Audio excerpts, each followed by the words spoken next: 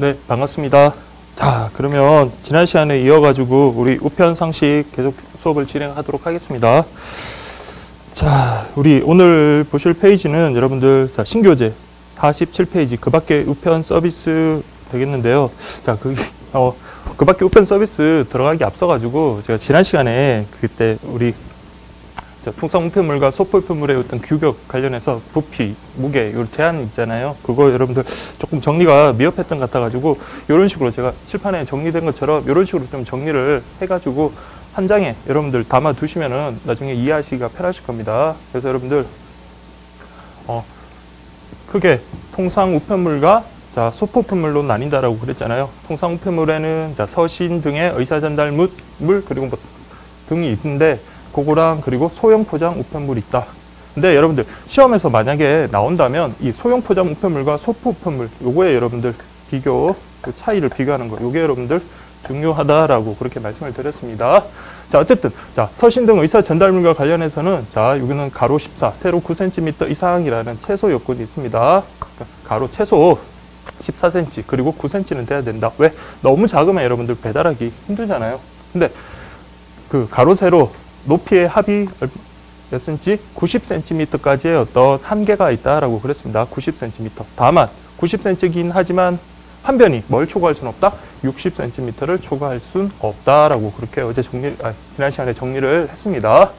자, 다만 이게 만약에 원통형인 경우, 원기둥 모양의 어떤 그런 우편물인 경우에는 어때요? 자, 원통형인 경우는 최소 24cm에서 그리고 1m까지 어떤 제한이 있다라는 거. 그렇게 여러분들 정리를 좀 해주시면 되겠습니다. 다시 통상 우편물에서 서신 등 의사 전달물과 관련해서는 자, 세변에 어쨌든 중요한 것은 세변의 총합이 자, 90cm다. 그리고 한 변의 길이는 60cm를 초과하지 못한다. 그리고 최소 조건도 있는데 그것은 바로 14cm, 9cm 이상이 되어야 된다라는 거. 그리고 원통형 같은 경우는 자, 1m를 초과하지 못한다. 최소 23cm에서 1m를 초과하지 못한다.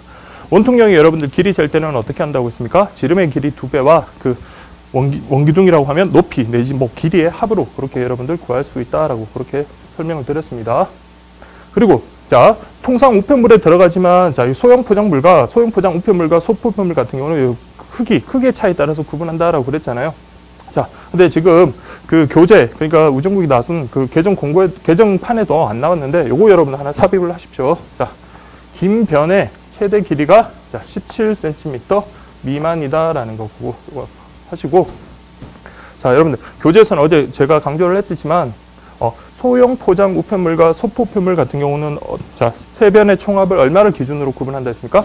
자, 35cm를 기준으로 세 변의 총합이 35cm 미만이면 소형 포장 우편물 그리고 35cm 이상인 경우에는 자, 소포 우편물로 들어간다라고 그렇게 구분을 했습니다. 근데 소형 포장 우편물에서도 다만 뭐 서적이나 다이어리 같은 경우는 좀 더 크기를 늘려주거든요. 그게 바로 여러분들 총합이 90cm까지다라고 그렇게 했습니다. 예. 또, 자, 원통형일 땐 서신 등 의사 전달물 같은 경우는 1m까지가 제한이었는데, 자, 소형 포장 우편물 같은 경우는 여전히 똑같이 35cm 미만이다라는 거, 그거 여러분들 좀 체크를 해주시고요. 그리고 서적 같은 경우는 자, 총합이 90cm까지 허용이 되는데, 자, 서적 같은 경우 원통형 일개는 역시 1m까지 허용이 된다라고 그렇게 여러분들 정리를 해주십시오. 예, 그렇게 좀 봐주시고, 그리고 소포 우편물 같은 경우는 소형 포장 우편물보다 크기가 크잖아요. 가로 세로 높이 총합이 35cm 이상인데 다만 그것도 역시 자, 좀 뭐 너무 비정상적으로 길거나 그러면 안 되니까 자, 이거는 가로 17, 세로 12cm라는 어떤 최소 요건이 있습니다. 그리고 그게 또 너무 부피가 크면 안 되니까 자, 이거는 35cm 이상 160cm까지 이하다. 이렇게 구분하십시오. 그래서 소형 포장물 같은 경우는 자, 긴 변의 최대 길이가 17cm를 넘어서면 안 되고 그리고 총합이 35cm 미만이다. 그리고 소포 우편물 같은 경우는 자, 총합이 35cm 이상이고 그리고 160cm까지다. 이렇게 여러분들 좀 구분을 그렇게 해주시고요. 그리고 소포 우편물 같은 경우도 자, 가로 17cm, 세로 12cm 최소 이상이 되어야지 된다라는 거 그렇게 좀 보면 되겠습니다. 그리고 이게 소포 우편물 같은 경우도 자, 총합이 160cm지만 한 변의 길이가 1m를 초과해서는 안 된다라고 그렇게 좀 정리를 해 주시면 되겠습니다. 예. 그리고 소포품물 같은 경우는 원통령. 자, 소형 포장물 같은 경우는 원통령도 35cm 미만이었지만, 자, 원통령 같은 경우는, 소포품물의 원통령 같은 경우는 35cm 이상이다라고 그렇게 좀 정리를 하시면 될 것 같아요. 그래서 여러분들, 이게 많이 복잡한 것 같은데, 근데 한번 이렇게 정리를 하시고, 한번 체계적으로 이렇게 정리를 하신 다음에, 마음속으로 이렇게 여러분들 한번 직접, 소리를 내서 한번 정리를 하시면 그렇게 어렵지는 않으실 거예요. 그래서, 통상 우편물은 크게 두 가지로 나뉜다. 그리고 서신등 의사전달물은 자, 가장 기본적인 것도 먼저 들어가는 거예요. 자, 세 변의 총합이 얼마? 90cm다. 90cm 다만 한 변의 길이는 60cm를 초과하지 못한다. 자, 최소권까지 알아야 된다면 이건 14cm, 9cm 이상이고 총합은 90cm. 그리고 여러분 원통령 같은 경우는 얼마? 1m의 제한이 있다. 24cm에서 1m의 제한이 있다라고 그렇게 보시면 되고요.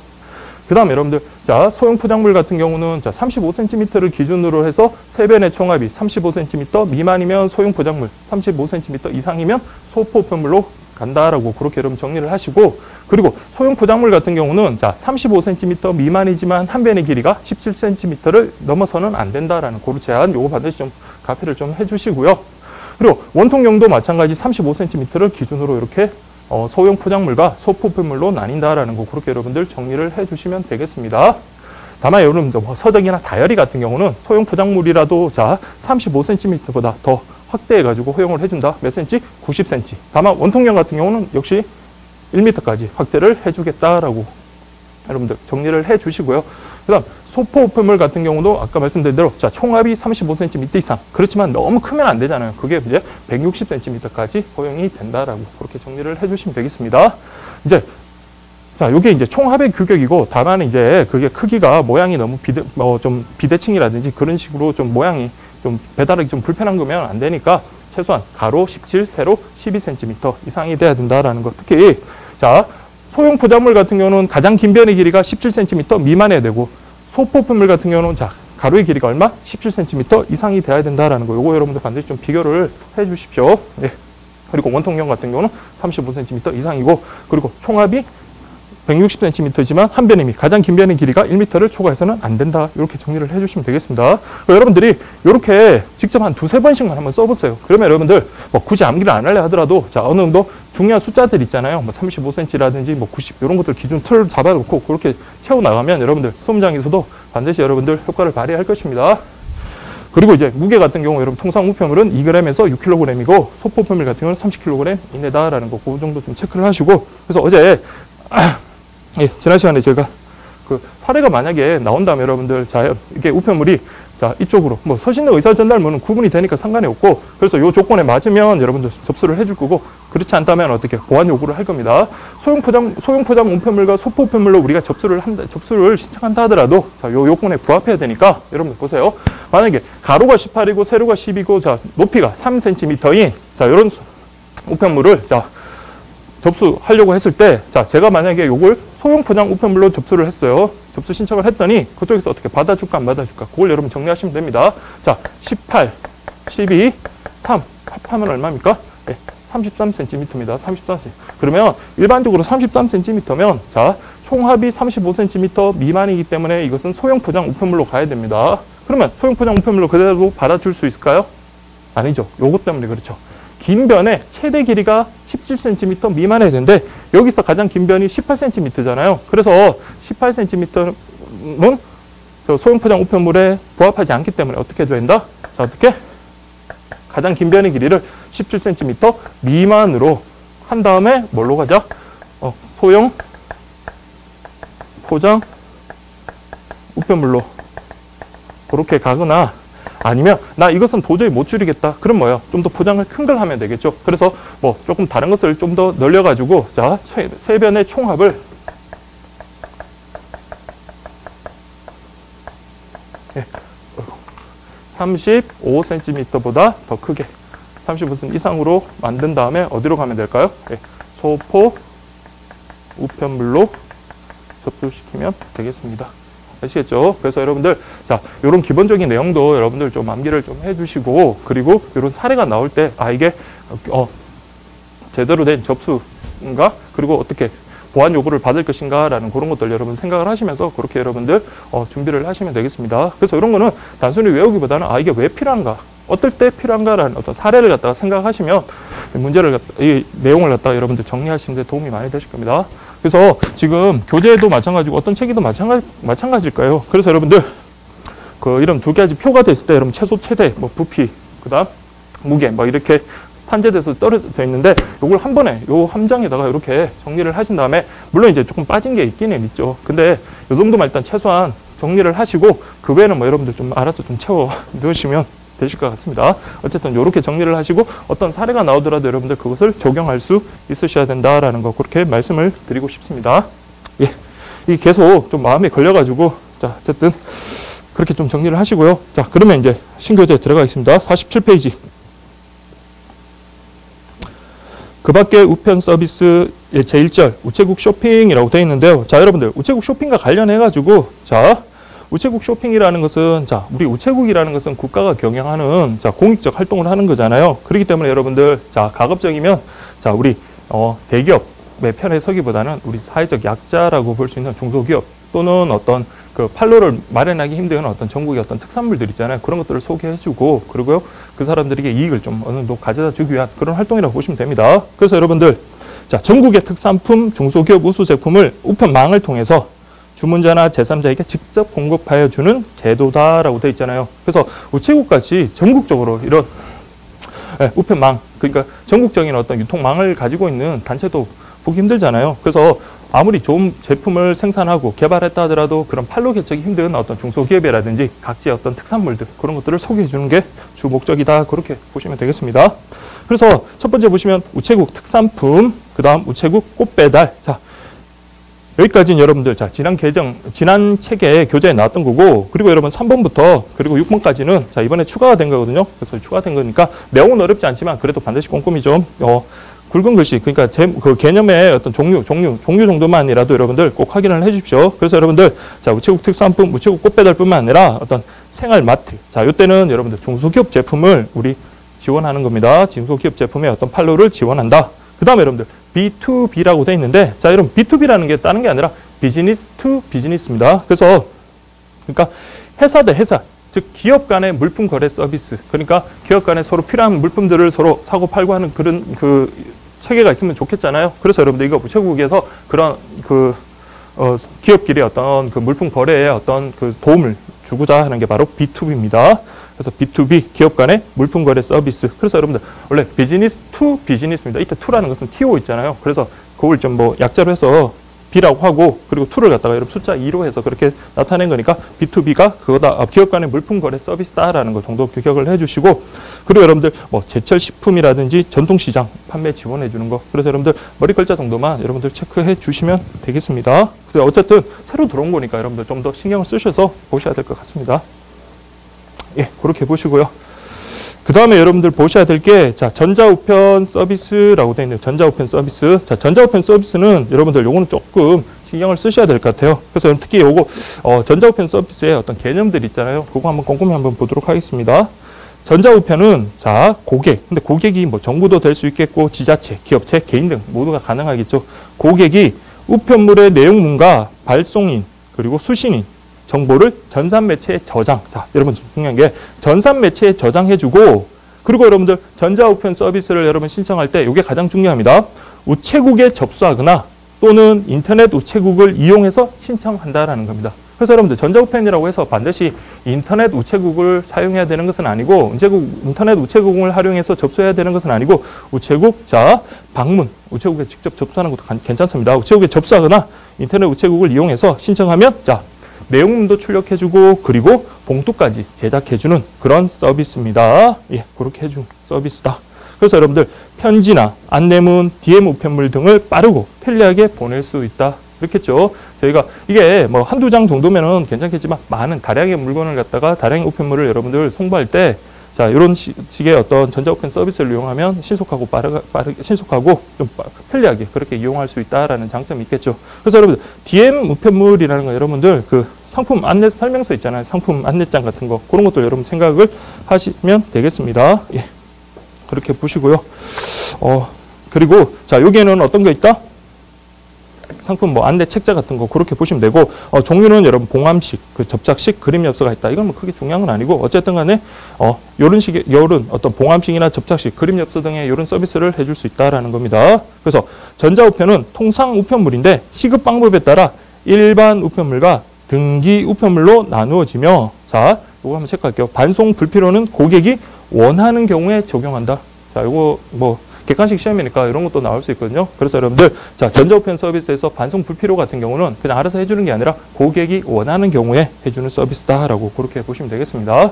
그래서 전자우편 서비스 같은 경우는 일반적인 어떤 내용 외에도 그 외에 또 어떤 부과할 수 있는 서비스가 있다라고 하네요. 그래서 전자우편 서비스, 만약에 우리가 내용 증명을 보낼 때 이런 전자우편 서비스를 통해서도 보낼 수가 있답니다. 그래서 여러분들 내용 증명이나 계약 등기, 그리고 좀 더 뭐 좀 소중한 사람 아니면 좀 신경을 써야 되는 경우 같은 경우 안에 속지, 그러니까를 어떻게 고급 속지, 그걸로 여러분들 고급 한지를 이용해서 안에 내지를 바꿀 수가 있다라는 겁니다. 그래서 내용 증명이나 계약 등기, 그리고 안쪽에 한지 내지를 고급으로 교체할 수 있는 것도 하나의 또 부가적인 서비스다. 그렇게 보시면 되겠습니다. 그게 바로 전자우편 서비스다라는 거 그렇게 좀 보시고요. 그 다음에 여러분들, 자, 기타 서비스와 관련해가지고, 자, 요거는 여러분 좀 신경을 쓰셔야 될 것 같아요. 자, 동봉 서비스라고 되어 있네요. 동봉. 동봉이라는 것은 뭡니까? 다른 것을 함께 넣어준다라는 그런 말이잖아요. 그래서 보시면, 자, 봉함식 전자우편을 이용할 때, 봉함식, 봉투가 있는 거 있잖아요. 안에 내용물 넣고 우리가 접착하는 경우, 봉함식 전자우편을 이용할 때, 내용문, 그러니까 원래 기존에 계약됐던 내용문 이외에 또 다른 거 추가로 넣고 싶을 때, 다른 인쇄물을 추가로 동봉하여 보낼 수 있다라고 되어 있네요. 근데 이거 무료로 해준다? 그건 아니고 그만큼의 어떤 별도의 이용 수수료를 내어야 하며, 그리고 이때는 중요합니다.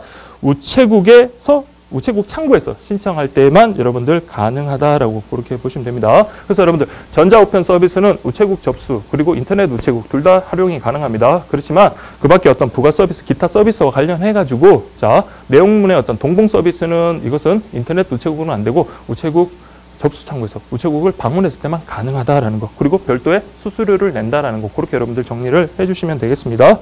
그리고 여러분들 맞춤형 서비스와 관련해서 다량으로 발송할 경우에는 봉투의 앞뒷면이나 그림 엽서의 발송일을 원하는 로고, 광고 문안 이런 것들을 좀 추가적으로 이렇게 해준다. 그렇게 보시면 되겠습니다. 그래서 어쨌든 동봉 서비스와 관련해서는 좀 정리를 해주시기 바랍니다.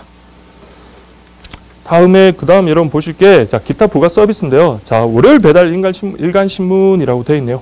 월요일 배달 일간신문. 자, 일간신문이라는 것은 뭐 말 그대로 여러분들 매일매일 발행해서 우리에게 배달 오는 그런 신문이잖아요. 근데 자, 토요일자 발행 조간이나 금요일자 발행 석간 같은 경우, 자, 그런 경우에는, 자, 원칙적으로 토요일, 일요일 날 배달을 안 하잖아요. 그럴 때는 언제 해주겠다? 다음 주 월요일 날 배달해주는 그런 서비스다. 그럼 월요일 날 배달할 때 여러분들, 자, 월요일자 신문이랑 같이 겹칠 수 있겠죠. 그때는 두 개 다 함께 봉함해서 발송하고, 다만 이때 요금은 어떻게 해라? 두 개 다 각각 적용하겠다라는 거. 그렇게 정리를 하시면 됩니다. 그래서 여러분들, 금요일자 석간이나 토요일자 조간신문 같은 경우는 그때 우리 배달이 안 되니까 월요일 날 그 신문이랑 같이 봉함해서 배달을 해주겠다. 다만 요금은 따로 각각 적용한다라는 거 그렇게 보시면 되고요. 그 다음에 여러분들, 자, 모사 전송, 즉 팩스 있잖아요. 여러분들 뭐 보험 계약이라든지 뭐 그런 것과 관련해서 자기의 어떤 가족관계 증명서라든지 그런 것들, 그 외에 어떤 중요한 문서 같은 걸 팩스를 보내야 될 때가 있잖아요. 근데 여러분들 개인이 팩스를 가지고 있으면 괜찮지만 가지고 있지 않을 때, 주변에 물론 문구점 같은 데 팩스 이용해서 그 수수료 받고 그렇게 이용하는 경우도 있겠지만, 자, 가까운 우체국에서도 그런 모사 전송 서비스 가능하다라는 그런 말입니다. 그래서 여러분들 팩스 그냥 우체국 가서 소정의 어떤 수수료 내고 이용할 수 있다. 그렇게 보시면 됩니다. 근데 요거는 그렇게 어려운 건 아니죠. 팩스는 여러분들 그 요금이 시내랑 시외랑 동일합니다. 그래서 여러분들 시내랑 시외 모두 동일한 요금을 적용한다라는 거 그렇게 보시면 되고, 그 다음에 취급 대상은 어떤 걸까요?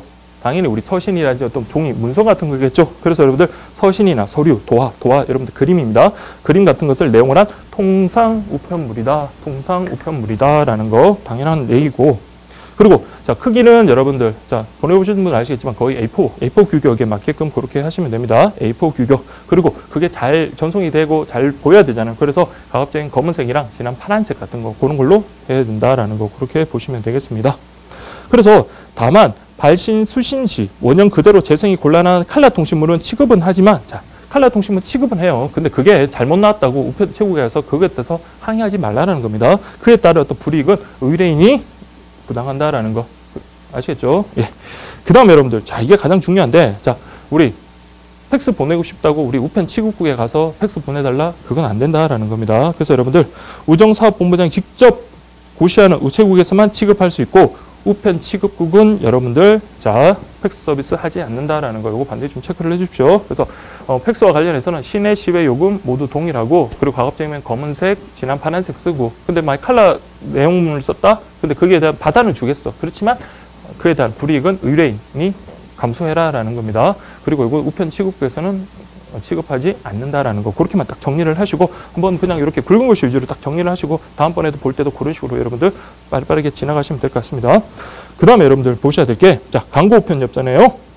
자, 우편 엽서에 말 그대로 광고를 실어다 주는 걸 우리가 광고 우편 엽서라고 합니다. 자, 우정사업본부가 발행하는 우편 엽서에 광고를 실어 광고주가 원하는 지역에서 판매하는 겁니다. 그래서 여러분들, 자, 사업체가 주로 뭐 이게 전국 단위가 아니라, 제가 만약에 어떤 뭐 충청도 지역에 어떤 사업체를 가지고 있고, 충청도 지역에서 어떤 소비자, 소유자가 있는데, 그것을 여러분들 굳이 전국판으로 한다 하더라도 전국의 모든 전국에 뿌릴 필요는 없는 거잖아요. 그래서 광고를 다 실어달라고 신청을 하고, 그리고 또 지역까지도 마찬가지 선정을 할 수 있다라는 겁니다. 원하는 지역에서 판매할 수 있는 그런 제도다라는 겁니다. 그래서 여러분들 보시면, 예, 전국판, 그리고 지방판 이렇게 구분이 되는데, 요거 지금 광고 우편 엽서 같은 경우 요거 여러분들 이거 빈칸에 여러분들 뭐 그냥 표로 하나 적어주시면 그렇게 어렵진 않을 거예요. 그러니까 단순히 글을 읽기보다는 보세요. 전국판은 최저 20만 장 이상 300만 장까지 발행하고, 그리고 뭐 특별시, 광역시 등의 어떤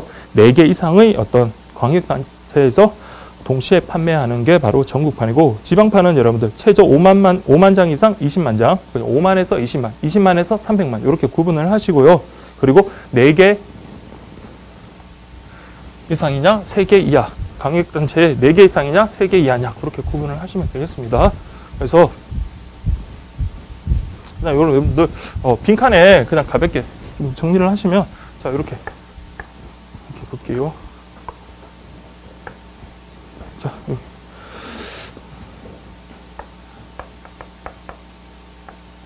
아니면 지방판부터 적은 게 더 좋겠네요. 자, 지방판.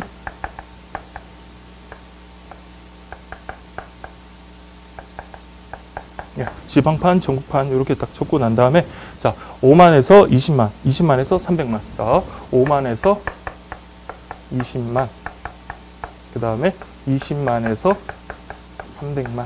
이렇게 딱 적고, 그리고 우리 광역단체 어때요? 지방판은 3개 이하, 여기는 4개 이상에서 판매하는 게 바로 전국판이다. 그렇게 좀 구분하시면 되겠습니다. 그래서 뭐 굳이 글을 알리더라도 이 표 하나만 보시면 여러분들 딱 쉽게 정리하실 수 있을 것 같습니다. 그래서 여러분들 이렇게 정리를 하시고요. 그 다음에 여러분들 보셔야 될 게 나만의 우표라고 되어 있네요. 나만의 우표. 자, 우표는 여러분들 뭐 나만의 우표. 그냥 여러분 말 그대로 여러분들, 자, 내가 정말로 원하는 내용을 실은 그런 우표입니다. 그래서 여러분 뭐 나만의 우표는 개인의 사진, 기업의 로고, 광고 등 고객이 원하는 내용을 우표를 인쇄할 때 비온 여백에 같이 인쇄해 주는 거. 그게 바로 여러분들 나만의 우표다. 그래서 주로 언제? 뭐 기념일이나 선물, 기업 홍보용으로 주로 이용이 된다라고 그렇게 보시면 됩니다.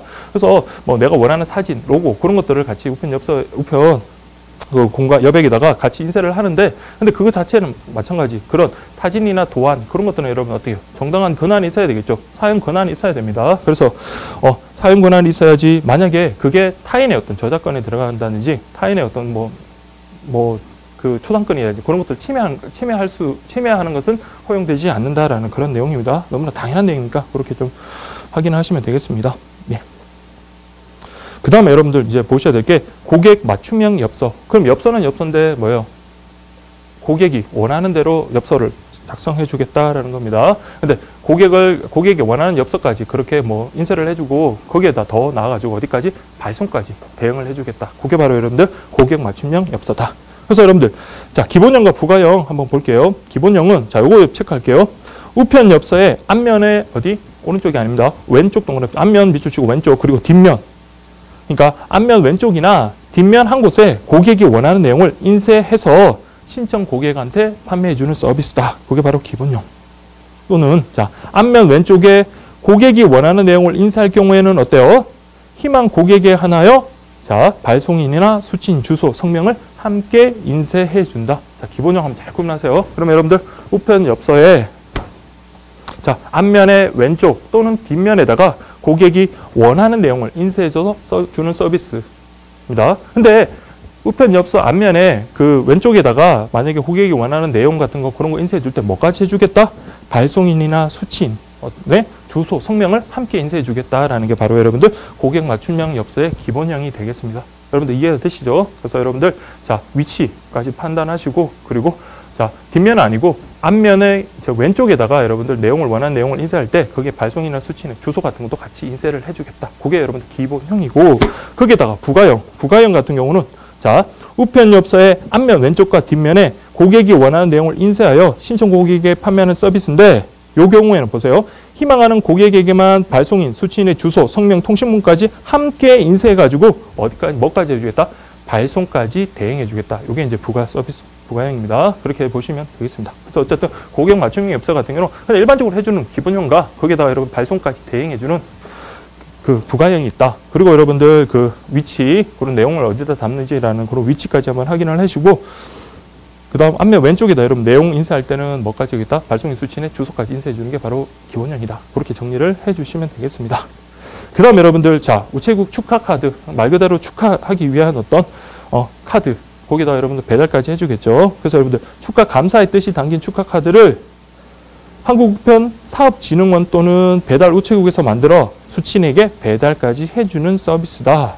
이 경우, 자, 우체국 축하 같은 경우는 여러분들, 자, 어떤 방법이든 가능합니다. 그래서 우체국 창고에 직접 하거나, 그리고 요거는 여러분들, 뭐까지 가능하다? 우편 취급국에도 가능하다. 우리 앞에서 봤던 팩스 같은 경우는 우편 취급국에서는 서비스 이용할 수 없다라고 했잖아요. 그래서 여기는 우편 취급국도 포함된다. 그리고 인터넷으로도 가능하고, 또 전화, 그리고 우체국 앱까지. 그러니까 어떤 방식으로든 우체국 축하 카드는 가능하다. 그렇게 보시면 되고, 그리고 일반 통상우편과 등기 통상우편 모두 가능하며 빠르게 하기 위해서 여러분들 당일 특급, 배달 증명, 뭐 상품 동봉 서비스, 예약 배달 서비스 같은 것도 같이 가능하다라는 거 그렇게 보시면 되겠습니다.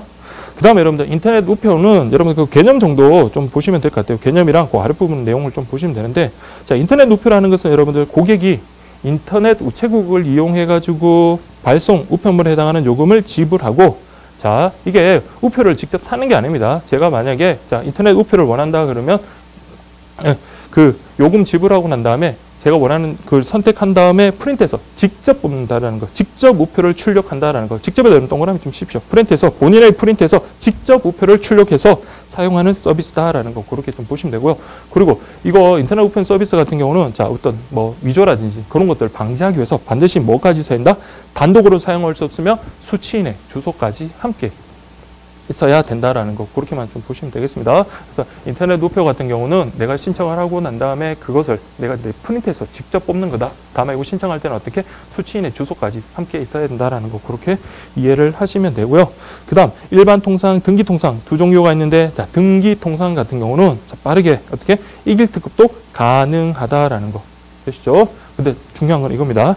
인터넷 우표 같은 경우는 국제 우편물하고 소포 같은 경우는 그 대상이 아니다라는 거 반드시 좀 체크를 해 주십시오. 예, 그렇게 좀 체크를 해 주시면 될 것 같습니다. 그래서 특히 인터넷 우표 같은 경우는 여러분들 그 2번 있잖아요. 예, 2번. 요게 이제 새로 추가된 거거든요. 그래서 자, 인터넷 우표는 일반 통상과 등기 통상 두 종류가 있는데 자, 등기 통상 같은 경우는 이길 특급도 가능하다라는 요 내용이 추가됐고, 그리고 국제 우표물이나 소포 같은 경우는 인터넷 우표 대상이 아니다라는 거 추가가 됐으니까 이거 반드시 좀 체크를 해 주시기 바랍니다. 예, 그렇게 좀 보시면 되고요.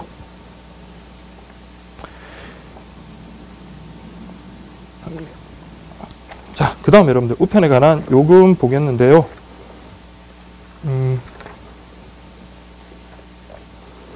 자, 우편에 관한 요금. 자, 여러분들 뭐 많은 우편물 여러분들 뭐 예전에 어떤 그런 편지라든지 그런 것들 여러분 받아볼 기회는 잘 없으시고 대부분 어떤 고지서라든지 뭐 상품 안내서 그런 것들 많이 받아보실 건데, 자, 그런 것들은 여러분들 다량으로 많은 사람들에게 같은 내용의 어떤 우편물을 많은 사람들에게 보내는 거잖아요. 그러면 보내는 사람의 입장에서는 그게 대한 어떤 금액적인 요금에 대한 어떤 부담이 있을 수밖에 없습니다. 그래서 그 경우에 자 요금에 대한 어떤 부담이 있을 수도 있고, 그리고 그것을 일일이 포장해가지고 나중에 뭐 심지어 우편까지 다 붙이고 우표까지 다 붙이고 한다는 것은 아주 번거롭고 시간이 많이 걸리는 일이잖아요. 그래서 그런 것들 좀 어느 정도 좀 편리함을 좀 주기 위해서 여러분들 시행하고 있는 제도들. 그래서 여러분들 그런 것들 기준으로 이 내용들을 한번 쭉 보시면, 첫 번째 보시면 일단 보세요. 우편에 관한 요금과 관련해서 별납 우편물, 여러분들 보시면 별납이라고 찍힌 우리 우편물 많이 받았습니다. 그 다음에 후납이니까 뭐예요? 요금을 나중에 내겠다라는 거고, 그 다음에 54페이지 번 요금 수취인 부담, 그러니까 이거는 받는 사람이 그 우편 요금을 납부하겠다라는 거고, 그 다음에 아까 말씀드린 대로 다량의 어떤 그런 우편물에 대해서는 자 우편 요금에 대한 어떤 부담이 있을 수 있잖아요. 그 경우에는 자 우편 요금을 감액해 주겠다라는 거네요. 그래서 우편 요금 감액 조건, 그리고 마지막으로 여러분들 우편 요금 등의 반환 청구라고 되어 있네요. 그래서 여러분들 우편 요금 같은 경우 뭐 물론 이제 저희가 우표를 사서 제대로 붙이고 그게 이제 제대로 배달이 됐다면 문제가 안 되겠지만, 처음에 계약했던 내용과 다르게 어떤 우편 요금을 잘못 계산돼서 과다 징수를 한다든지, 그리고 어떤 서비스를 이용하기로 했었는데 그것이 제대로 이행이 안 됐다라면 그 계약된 내용에 대한 금액을 다시 돌려받아야 되겠죠. 그런 내용들이 여기에 같이 있습니다. 그래서 여러분들 그래서 우편에 관한 요금이라는 그 틀 속에서 요런 것들이 있지라고 생각을 하시고 그 내용을 들어가시면 되겠습니다. 그래서 우편 요금 별납하는 거. 자, 별납 우편물. 그럼 여러분들 별납 우편물 같은 경우 여러분들 그 핸드폰 그 요금 있잖아요. 그 고지서 같은 거 보면 거의 별납 우편물 그렇게 되어 있을 겁니다. 그래서 보시면 한 사람이 우편물의 종류, 무게, 우편 요금 등이 같은 우편물, 자 같은에다 동그라미 치세요. 그래서 그러니까 보내는 같은 종류의 어떤 무게라든지 그 다음에 종류, 우편 요금 같은 그런 같은 종류의 어떤 우편물을 한 번에 다량으로 발송할 경우에 자 일일이 우표를 갖다 첩부하는 것은 너무 번거롭다. 그래서 여러분들 우편물 표면에다가 요금 별납이라고 그렇게 표시만 하고, 나중에 이제 개수와 관련해 가지고 일괄적으로 요금을 정산하겠다라는 제도가 바로 여러분들 우편 요금 별납 우편물입니다. 그래서 이 제도를 이용하면 개개인이 우편물에 뭐예요? 우표를 붙이는 일, 그런 것들 안 해도 되고, 우체국에서도 일일이 두당 탕탕탕탕 찍는 소인하는 일을 생략할 수 있기 때문에 발송인과 우체국 모두에게 편리한 제도다. 그렇죠? 그래서 여러분들 이렇게 이해를 하시고, 그 다음에 아까 말씀드린 대로 자 이게 같은 종류, 같은 무게여야 됩니다. 그리고 그게 한 번에 보내야지. 자 그러니까 날짜를 나눠가지고 조금씩 보내면 이거는 자 그럼 한 번에 보내는 그런 의미가 없는 거잖아요. 그래서 이것을 굳이 별납 우편물로 그렇게 인정해 줄 수도 있긴 하겠지만, 그러나 어쨌든 지금 기존의 조건은 한 번에 보내야 된다는. 그래서 우편물의 종류, 무게, 우편 요금 등이 같고 동일인이, 그러니까 보내는 사람이 같은 사람입니다. 동일인이 한 번에 발송하는 우편, 알겠죠? 그래서 한 번에 자 우리 핸드폰 요금 고지서 같은 경우는 통신회사에서 한 번에 이렇게 발송을 하는 거잖아요. 그리고 자 별납이 가능하려면 여러분들 자 최소 몇 통 이상이 된다.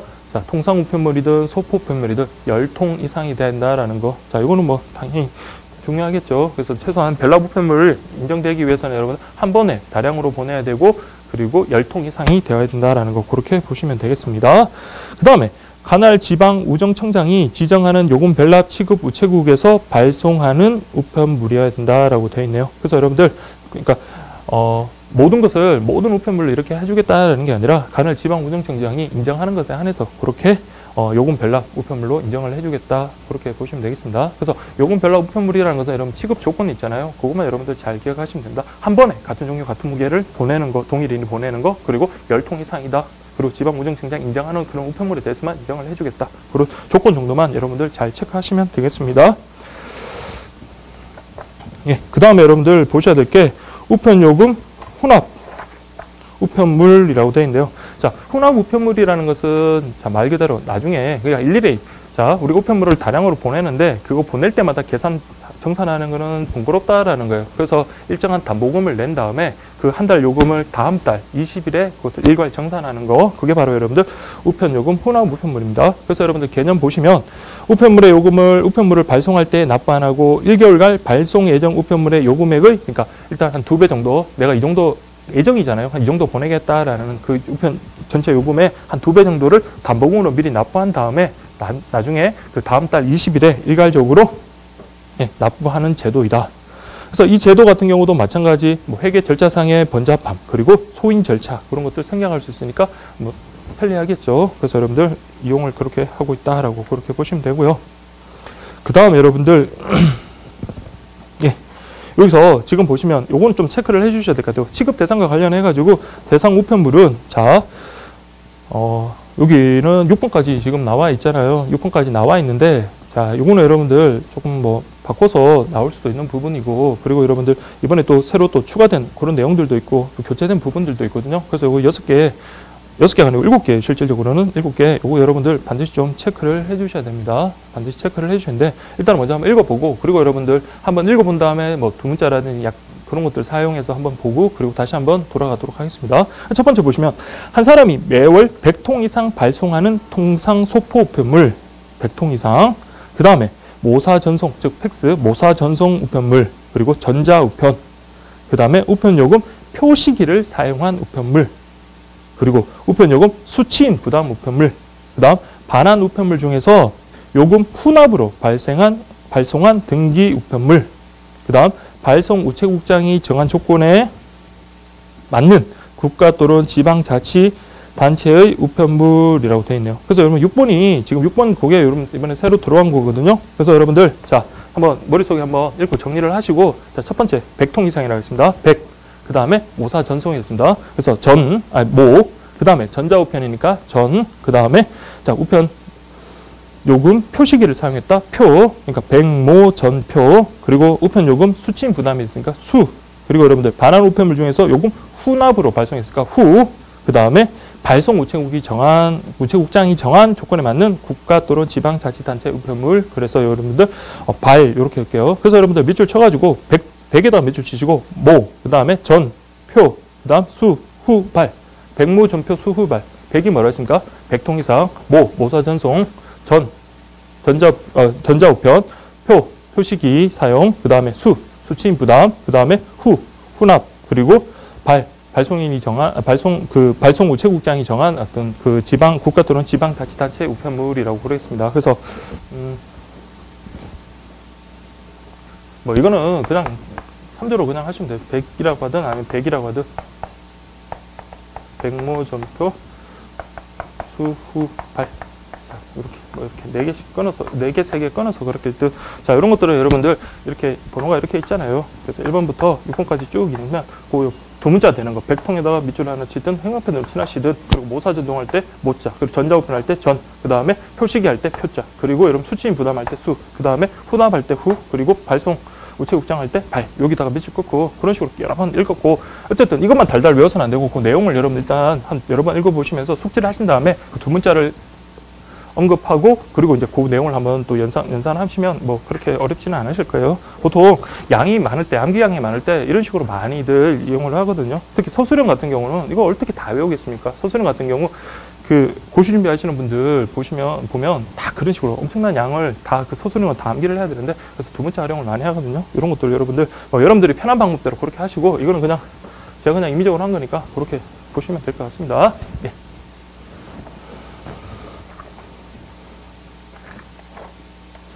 그 다음 여러분들 그 다음에 여러분 페이지 54페이지 자 요금 후납 자 우편물 관련해 가지고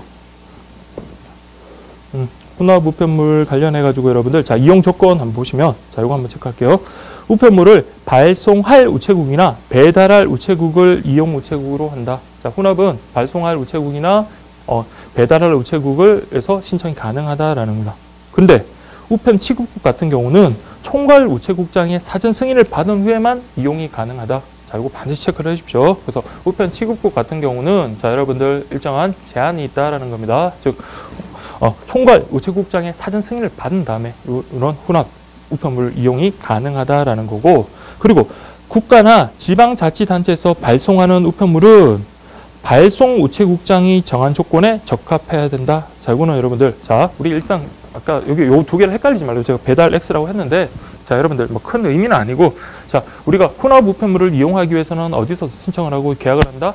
자, 발송할 우체국이나 배달할 우체국에서 그런 것을 이용할 수 있어요. 근데 국가에서 또는 지방자치단체에서 발송하는 경우에 있어서는 자, 어디 발송 우체국장이 정하는 조건에 적합해야 된다. 그럼 여러분들 배달 우체국장이 정하는 조건에 적합해야 된다는 아닌 겁니다. 그래서 여러분들 이렇게 좀 뭐 중요한 건 아니지만 그렇지 말장난으로 이렇게 나올 수 있으니까 그렇게 좀 정리를 해주시기 바랍니다. 그래서 hunau 우편물 같은 경우는 발송 배달 다 이용이 가능, 발송 우체국, 배달 우체국 이용이 가능하다. 다만 국가나 지자체에서 발송하는 것은 어디에만 발송 우체국에서만 우체국장이 정하는 조건이 부합해야 된다라는 거 그렇게 좀 정리를 해주시고요.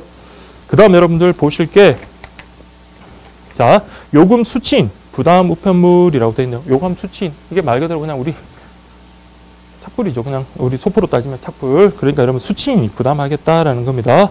그래서 여러분들 요금 수취인 부담이라는 자, 배달 우체국장과의 계약을 통해서 우편 요금을 발송인에게 부담시키지 않고 수취인 자신이 부담하는 제도다라고 되어 있네요. 그래서 여러분들 자, 여기 뭐 음영 처리가 안 되어 있는데 자, 배달 우체국장과의 계약, 배달 우체국장의 계약 이것도 한번 좀 체크를 해둘게요. 그래서 계약 등기나 등기 소포 같은 경우는 자, 그거는 여러분들 접수 우체국장과의 계약을 통한 거고 일반적인 것은 여러분들 배달 우체국장과의 계약을 통해서 수취인이 부담할 수 있는 그런 제도다. 그럼 여러분들 2번, 3번 한번 볼게요. 통상 우편물 같은 경우는 자, 통상 우편물의 경우 주로 뭐라고 본다? 우편요금 수취인 부담의 표시를 하는 거. 한 어떤 사제엽서 또는 봉투 등을 만들어 가지고 이를 배부하고 배부받은 자는 우표를 붙이지 않고 그대로 발송하고 그 요금은 우편물을 배달할 때 또는 우체국에 창구에서 교급할 때 수취인이 취급 수수료와 함께 지불하거나 요금 혼합 계약을 체결해서 일괄 납부하는 형태다라고 되어 있네요. 그래서 여러분들 요금 수취인 부담 우편물 같은 경우는 자, 받는 사람이 비용을 지불하겠다는 겁니다. 그래서 자, 안 그래도 그게 자, 우리가 뭐 쉽게 생각하면 우리가 뭐 어떤 설문지 조사라든지 그런 것들을 막 뿌렸어요. 막 뿌렸는데 그 사람들이 뭐 설문지에 잘 응해주지도 않을 뿐더러 그것을 응해줬다라고 할게요. 응해줬는데 자신의 자, 시간과 비용을 들여가지고 그것을 다시 그 설문조사 기관에 다시 보낼까요? 그렇게 하기는 힘들겠죠. 그래서 여러분 이런 것들은 수취인 부담으로 자, 이 성심성의껏 그 설문에 응해주신 거 그리고 어떤 고객 만족 평가 뭐 그런 것들 좀 해주신다면 자, 그냥 이거 우편을 넣으면 그 우편 요금과 관련해서는 그 보낸 회사 있잖아요. 받는 수취인에서 부담하겠다라는 그거 여러분 생각하시면 우편 수취인 부담 우편물이 이럴 때 이용되는구나라고 그렇게 생각하시면 되겠습니다. 그래서 여러분들 자, 통상 우편물 같은 경우는 그렇고 자, 통상 우편물에 여러분들 자, 일반 통상 우편물과 등기 통상 우편물 있잖아요. 그래서 그 통상 우편물 중에 일반 통상 우편물은 그래서 통신 판매 등을 하는 상품 제조회사가 주문을 받기 위한 경우 또는 자기에서 판매 제품에 대한 소비자 의견을 알아보기 위해서 많이 쓰인다. 아까 제가 방금 언급한 것처럼 그래서 뭐 주문 받기 위한 용도라든지 아니면 어떤 그 판매 제품에 대한 어떤 그 사람들의 의견이 있잖아요. 그런 것들을 자, 듣기 위해서 이렇게 많이 사용이 된다라고 그렇게 보시면 됩니다. 그래서 여러분들 그 통상 우편물, 일반 통상 우편물 뭐 이런 식으로 해서 여러분 헷갈릴 수도 있는데 통상 우편물에는 일반 통상 우편물과 등기 통상 우편물 그렇게 나뉜다. 그래서 여러분들 그렇게만 구분하시면 이 내용 이해하시기는 뭐 어렵지 않으실 겁니다. 자, 그 다음에 여러분들 취급 조건은 수취인 부담 우편물에서는 중요한 건 여러분들 취급 조건이 좀 중요할 것 같아요. 여러분들 이런 거는 객관식으로 참 나오기 좋잖아요. 그래서 취급 대상은 뭐다? 통상 우편물이다. 그리고 등기 소포 우편물 그리고 계약 등기다. 그리고 각 우편물의 부가 서비스도 취급할 수 있다라고 되어 있는데 그래서 여러분들 통상 우편물에 여러분들 그 수취인 부담 이용할 수 있다라는 건 뭐 그렇게 어렵진 않을 거고 그 외에 소포 같은 경우는 자, 등기 소포는 등기 소포의 경우 그리고 계약 등기 요 경우에는 요금 수취인 부담할 수 있다라는 거 그거 반드시 좀 체크를 해주십시오. 예, 그렇게 해주시고 그 다음에 여기 이제 발송 유효 기간은 2년 이내로 배달 우체국장과 이용자의 계약으로 정한다라고 했는데 여기 음행 처리가 안 되는데 자, 반드시 좀 체크를 할게요. 아까도 봤지만 이건 누구와 계약을 한다? 배달 우체국장과 계약을 한다라는 겁니다. 배달 우체국장과 이용자와 계약을 정한다라고 되어 있고 예. 다만 계약 등기와 등기 소포는 아까 접수 우체국장이라고 그 외부에 있으니까 이게 음행 처리가 안 되는데 이거는 여러분 좀 체크를 해주시면 고맙겠습니다. 예. 단 국가기관, 지방자치단체 또는 공공기관에 있어서는 자, 이들은 같은 국가기관들이잖아요. 그 경우에는 발송 유효기간을 제한하지 아니할 수 있다. 자, 발송 유효기간. 자, 요금 수취인 부담 우편물의 발송 유효기간은 2년입니다. 2년이고, 자, 이 대상은 뭐다? 통상 우편물, 그리고 등기 소포 우편물, 그리고 계약 등기. 이렇게 요거 여러분들 중요하니까 요거 반드시 좀 요거는 좀 정리를 해 주십시오. 그래서 나머지 것들은 여러분들 이해하고 여러분들 뭐 문제가 나오면 맞출 수 있다라고 하는 것들은 뭐 굳이 정리를 안 하셔도 되는데 이런 것들은 여러분들 시간 지나면 당연히 까먹을 가능성이 많잖아요. 그래서 여러분들, 그리고 아까 그렇지만 누구와의 계약? 배달 우체국장과 이용자와의 계약으로 한다라는 거고 반드시 여러분들 좀 체크를 해 주시기 바랍니다. 자, 그렇게 좀 보시고요. 그 다음에 여러분들, 자, 보실 게 우편요금 감액 조건이라고 되어 있네요. 그래서 여러분들, 감액해주는 이유는 뭡니까? 우리가 뭐, 음식 같은 거, 뭐, 과일이나 뭐, 야채 같은 거, 채소 같은 거, 그런 것도 많이 사면 많이 살수록 가격이 많이 깎아주는 거잖아요. 그리고 뭐, 덤으로도 주기도 하고, 그냥 우편도 마찬가지입니다. 우편 이용계약을 체결함에 있어서 그러니까 한 번에 많은 다량의 우편물을 발송할 때는 그에 대한 혜택을 주겠다라는 그런 내용이라고 보시면 됩니다. 그래서 여러분들, 우편 이용의 편의와 우편물의 원활한 송달을 확보할 수 있는 방법으로 발송하는 다량의 우편물을 발송하는 때는 그 요금 등의 일부를 감액할 수 있다라고 해가지고 법 26조 2라고 되어 있는데, 자, 이거는 굳이 찾아보지는 않겠습니다. 그 내용 조문이 똑같습니다, 이게. 그래서 요 조문 그대로 이렇게 실려 있는 거니까 그냥 그렇게 확인을 하시면 되고요. 근데 이제 그러면 우편 요금 감액이 될 수 있는 대상은 뭔지, 그거는 여러분들 요거는 좀 신경을 써서 좀 정리를 하셔야 될 것 같아요. 그래서 여러분들 통상 우편물과 소포 우편물로 구분하시고, 자, 통상 우편물 같은 경우, 자, 우리 통상 우편물에는 뭐가 있다 했습니까? 서신 등의 의사전달물 통화, 그리고 소형 포장 우편물이 있다라고 했는데, 자, 통상 우편물에 한번 볼게요.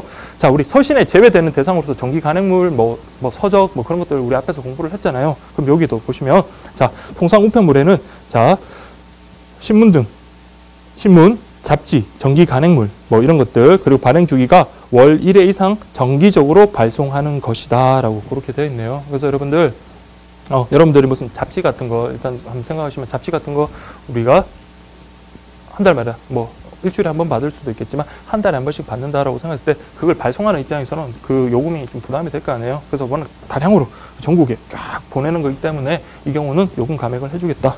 그렇게 보시면 되고, 그다음 B번 같은 경우 우리 서적의 요건은 우리 공부했잖아요. 그래서 표지를 제외하고 48쪽 이상이고 뭐 인쇄소나 아니면 발행인이나 그런 것들 중에 하나가 적혀 있어야 되고, 그리고 쪽수가 표시된다. 그게 바로 서적이라 그랬잖아요. 근데 다만 요 마지막에 여러분들 서적 중에 그 마지막 밑줄 친구 한번 볼게요. 상품의 선전 및 광고가 전 지면의 10분의 1을 초과하는 경우는 제외된다. 요건 여러분들 좀 체크를 반드시 좀 해주십시오. 요 경우에는 감액 대상이 되지 않는다라는 거. 서적이라고 무조건 감액 대상이 되는 게 아니라 그냥 광고가 10분의 1이 넘어가면 그거는 여러분들 서적 책으로 보기 힘들다. 그래서 요 경우는 감액되지 않는다. 그렇게 보시면 되고요. 그 다음에 56페이지 보시면 우편물의 종류, 무게, 규격이 같은 다량 우편물. 그러니까 이게 그냥 여러분 쉽게 이해되시죠? 그러니까 종류도 같고 규격도 같고 이런 것들 다량 보낼 때 그때 당연히 감액해줘야 되겠고, 그 다음에 여러분들, 자, 영리단체가 아닙니다. 비영리단체. 그렇지 않아도 영리 추구를 목적으로 하는 그런 단체가 아니기 때문에 이런 것 하나하나가 여러분들 돈이 부담이 될 수가 있잖아요. 그리고 이런 사람들은 뭘 위해야 됩니까? 영리를 추구를 하는 단체가 아니라 공익을 추구하는 그런 단체이기 때문에 이런 비영리 단체가 어떤 공익 활동을 위해서 발송하는 경우는 그건 여러분들 감액해주겠다라는 거 그렇게 보시면 되고, 그 다음에 국회의원 의정활동 그 보고서 있잖아요. 그것도 여러분들 개인의 어떤 영리 그걸 위한 게 아니잖아요. 어떤 국가적 활동, 그리고 국민 전체 이익을 위한 어떤 공익을 위한 활동이기 때문에 그 경우에도 감액을 해주겠다. 다만 연간 3회의 범위 안에서 1회에 5,000통 이상 발송하는 경우다라고 되어 있는데, 자, 이 요건 같은 경우도 그다음 좀 보셔야 될 게, 너무 많이 이거 해주면, 자, 여러분들 어떤 문제가 생길까요? 국회의원이 자신의 어떤 수시로 막 이걸 보낸다고 생각을 하세요. 그러면 수시로 막 이거 이용한다 그러면 이게 뭐 비용이 많이 들지 않는다라는 이유에서 막 보낸다라고 생각을 하면 안 되잖아요. 그래서 이 경우에도, 자, 일정한 경우에 이렇게 제한을 두는 겁니다. 특히 뭐 선거를 앞두고 자신의 어떤 시적을 갖다가 드러내기 위해서 계속 뭐 그런 것들, 유인물 같은 거, 의정활동 보고서 유인물 같은 걸 막 보낸다. 그러니까 악용할 수도 있는 소지도 있으니까 이 경우에는 이렇게 제한을 한다라는 거다. 연간 3회 범위 안에서 한 번에 5,000통 이상 발송하는 경우.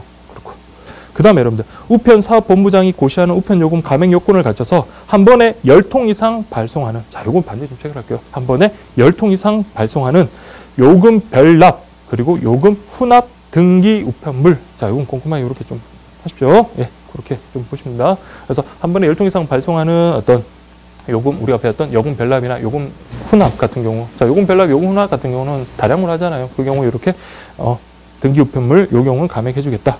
그 다음에 여러분 또 단서가 또 중요하네요. 부동산을 제외한 그러니까 유형 상품에 대한 광고 등을 기재한 인쇄물이나 아니면 CD, DVD까지 포함하는 거 그러니까 부동산은 제외된다라는 거 반드시 좀 체크를 해주시고요. 그 다음에 여러분들 각각의 팔에서 적대되는 중량 규격이 같은 16면 이상의 뭐 상품 안내서 이렇게 있네요. 상품 안내서. 그래서 감액 조건을 갖춰 접수하는 요금 혼합 일반 우편물이다라고 그렇게 되어 있네요. 그래서 이거는 여러분들이 좀 꼼꼼하게 한번 좀 보시고 붉은 글씨라든지 그런 것들 위주로 해가지고 좀 정리를 하셔야 됩니다. 그래서 일단 요 내용을 한번 살펴보고 난 다음에 한번 기회가 있으면 다시 한번 정리할 수 있는 그런 기회를 갖도록 하겠습니다. 그 다음에 여러분들 소포 우편물. 자, 우리 통상 우편물은 자, 요런 경우에 감액 대상이 되고 소포 우편물 같은 경우는 자, 한 번에 2개 이상 발송하는 우편물 또는 월 50개 이상 발송하는 요금 혼합 우편물 중 우체국 창구에서 접수하는 등기 또는 일반 소포 우편물. 자, 이거는 다 시험에 나올 수 있습니다. 그러니까 여러분들 개념을 정확하게 볼게요. 자, 우리 소포 같은 경우는 한 번에 2개 이상 발송해야 되는 우편물. 그러니까 한 번에 2개 이상 발송할 때는 어느 정도 감액해 줄 수 있겠다. 또 월 50개 이상 발송하는 요금 혼합 우편물 중에서 어디서 우체국 창구에서 접수하는 등기 또는 일반 소포 우편물. 자, 그렇게 보시면 되고, 그 다음 두 번째는 발송인을 방문해서 접수하는 우편물인데 이때는 한 번에 2개 이상 발송하는 등기 우편물. 방문 접수하는 경우에도 우편 감액 가능하다라는 거. 이거 일단 먼저 아시고, 다음 세 번째, 우체국과 발송인의 사전 계약에 따라서 발송인을 방문하여 접수하는 우편물로서 자, 이게 이제 뭡니까? 개별형이 아니라 계약형이잖아요. 자, 그래서 우편물로서 월 100개 이상 발송하는 등기 우편물. 그래서 여러분들 B하고 C. 자, B 같은 경우는 뭐예요? 개별형 와가지고 한 번에 2개 이상 발송하는 등기 우편물. 그리고 사전 계약에 따라서 자, 주기적으로 오는데 그것은 월 100개 이상 발송하는 등기 우편물. 자, 그렇게 여러분들 좀 정리를 하시면 되겠습니다. 예, 그렇게 보시고 다음에 또 시간이 되면 여러분 요거 다시 한번 돌아와서 이런 것들은 뭐 잊어먹기 쉬운 거니까 특히 일반 우편 요금 감액 조건과 관련해서 대상에서 통상 우편물 있잖아요. 그거는 여러분들 그냥 읽어보시면 그렇게 뭐 문제 되는 건 없을 건데 특히 이제 소포 우편물 같은 경우는 좀 꼼꼼하게 보셔야 돼요. 그래서 아까 다시 한번 보면 1회에 2개 이상 발송하는 우편물 또는 월 50개에서 발송하는 요금 혼합 우편물 중에서 어떻게 하는 경우 우체국 창구에서 접수하는 그런 경우 다라는 거 꼼꼼히 여러분들 좀 정리를 하시고 소포 우편물 같은 경우는 3개 묶어서 여러분들 반드시 별표를 좀 쳐시고 그렇게 별표 좀 치고 그렇게 좀 보시면 되겠습니다. 예.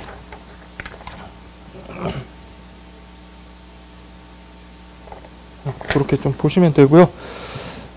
특히 자 여러분들 이제 그 지난 판과 비교해 봤을 때 여러분들 자 56페이지 보시면 그 H 있잖아요. 방금 뭐 16면 이상의 상품 안내서라고 되어 있는 거 있잖아요. 그거 여러분들 새로 추가가 됐고요. 네, 추가가 좀 됐고 자 특히 소포품물과 관련해 가지고 요거 여러분 반드시 좀 체크를 해 주시면 좋겠어요. 그래서 저기 보통 소포품물이라는 게 이제 일반 소포품물로 명칭이 바뀌었잖아요. 근데 그 소포품물에 C에 보시면 자 월 100개 이상 발송하는 등기 우편물로 바뀌었습니다. 그래서 여러분들 그 사전 계약에 따라서 우리 계약형 그 방문 접수 관련해서 우편물을 월 50개 이상에서 월 100개 이상으로 바뀌었으니까 월 100개 이상 발송하는 등기 우편물. 그 시험에 여러분들 50개 이상 넣으면 그건 아니고 이제 100개 이렇게 체크를 하셔야 됩니다. 100개 이상. 그거 여러분들 확인을 좀 하시면 되고요. 그 다음에 우편 요금 등의 반환 청구 관련해서 요거는 여러분 그렇게 뭐 어렵지 않고 문제 될 건 없는데 자 한번 볼게요. 그래서 우편 요금 냈는데 그에 대한 서비스 제대로 안 해줬다. 그러면 그 요금에 대해서 반환 청구할 수 있겠죠. 그 내용입니다. 그래서 여러분들 우편 요금 미래창조과학부가 제공한 우편의 서비스에 대한 대가인데 근데 이 서비스 제대로 제공받지 않았다라고 한다면 그 요금 어때요? 서비스 제대로 안 해주니까 그것은 부당 이등이 되는 거잖아요. 그러니까 요것에 그 부당 이등에 대해서는 그 우편 이용자에게 돌려준다라는 게 그게 바로 원칙입니다. 그래서 여러분들 그러나 근데 이 모든 경우에 요걸 막 돌려준다라고 했을 때 그 업무 우편 업무 그다음에 뭐 우체국에서 다른 금융 업무 뭐 막 바쁘잖아요. 근데 그런 것까지 다 해준다는 것은 우체국 창구 여러분 업무가 힘들 수도 있고 마비가 될 수도 있고 그렇기 때문에 일정한 제한을 걸어서 그러니까 반환도 일정한 제한을 건다라는 거 제약이 있다라는 거 그것만 여러분 체크하시면 됩니다. 그래서 보시면 그러나 이 모든 경우에 요금을 반환하면 반환 사후에 인정이 극히 곤란한 경우가 있을 뿐만 아니라 이에 해결을 위해서 시간이 또 걸리고 그러니까 신속성을 해치고 그러니까 한 번 납부한 요금이나 초과 납부한 요금은 원칙적으로 뭐다? 자유금 원칙을 원칙적으로는 반환하지 않으나 그러나 대통령령으로 정한 경우 그 조건에 부합하는 경우는 반환해 주겠다. 그래서 우편요금 반환과 관련해서 원칙은 반환하지 않는다. 다만 대통령령에 정한 조건에 부합한 경우엔 반환해 주겠다. 그렇게 이해를 하시고 그래서 이 표 정도만 좀 체크를 하시면 돼요. 그래서 자, 여기 굵은 글씨 제가 처리해 놓은 거 그거 여러분들 그냥 뭐 밑줄을 긋든 확인만 하십니다. 그러니까 요금 가다 징수 언제까지 60일 이내 청구해라. 그 다음에 부가 취급해 주기로 했는데 그거 취급 안 해줬다? 그러면 이때도 60일 이내 청구해라. 그 다음에 사설 우체통 사용 계약을 이제 해지하거나 해지시켰는데 내가 그 수수료를 냈다. 그러면 그 수수료 남은 잔액에 대해서는 이번엔 30일 이내에 그 반환을 청구해라. 그렇게 보시면 됩니다. 그래서 여러분들 자 과다 징수했다. 부가 서비스 안 해줬다. 그러면 여러분들 60일 이내에 그 요금 반환 청구 가능하고 사설 우체통 계약 사용 계약 요 경우에는 여러분들 잔액에 대해서 해지했거나 그럴 때 잔액에 대해서는 여러분 30일 이내에 청구 가능하다. 이렇게만 보시면 되겠습니다. 예. 그렇게 보시고 그리고 우편 요금 반환 청구서 당연히 접수를 해야 되겠죠. 접수를 하되 이제 돌려줄 때는 자 현금으로 돌려주는 게 뭐 당연할 거라고 생각하고 또 뭘로도 돌려줄 수 있다. 우표로도 돌려줄 수 있다라는 겁니다. 그래서 여러분들 우표로 반환할 수 있고 현금으로도 반환할 수 있다. 그렇게 보시면 되겠습니다. 그래서 어쨌든 간에 우편 요금과 관련해서는 여러분들 뭐 굵직굵직한 내용들 좀 정리를 하시고 특히 이제 그 개념들은 여러분들 잘 아시니까 각각에 맞는 요건들 그거 신경을 좀 써주시면 될 것 같습니다. 그래서 제가 좀 체크하라는 정도 그렇게 좀 보시면 되고 이쪽에서는 여러분 조금 부담이 되는 게 여러분 우편 요금 혼합 우편물과 관련해서 그 대상 우편물 있잖아요. 대상 우편물 그거 여러분들 한번 좀 꼼꼼히 한번 보시고 그리고 그 감액 조건 대상이 되는 어떤 통상 우편물과 소포 우편물 그 내용들 좀 꼼꼼히 보시면 될 것 같습니다. 예. 자, 그다음 다음 시간에 여러분들 손해배상 및 손실보상 그렇게 하도록 하겠습니다. 예.